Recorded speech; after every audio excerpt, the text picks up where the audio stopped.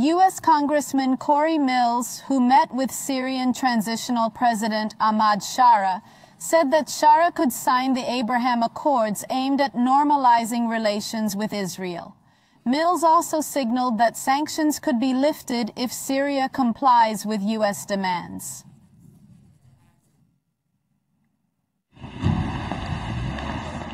Syrian Transitional President Ahmad Shara plans to normalize relations with Israel. The announcement was made by U.S. Congressman Corey Mills, who visited Damascus. Mills, who traveled to Damascus last week, spoke to Bloomberg. He gave striking details about his meeting with Ahmad Shara. According to him, during the 1.5-hour meeting, the topic of easing or lifting the sanctions imposed by the United States on Syria came up.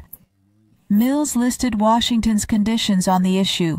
The most striking item was the demand that Damascus provide Israel with various guarantees. Shara's response was perceived as a signal that Damascus-Tel Aviv relations could be normalized. Under the right conditions, he said, Israel could sign the Abraham Accords, which normalize relations between Arab states. Other conditions Mills offered included the destruction of chemical weapons left by the Assad regime and the status of foreign fighters in the country. The lifting of U.S. sanctions is critical for Syria's reconstruction. Both Qatar and Saudi Arabia had announced their support for Sharia, but were unable to move forward due to sanctions. The reconstruction of Syria is said to need about $100 billion.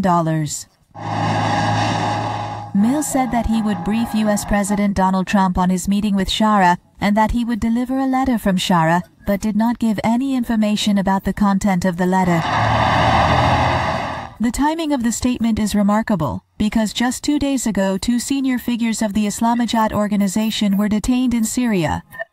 This was the first detention of Palestinian groups in the country during the Shara era.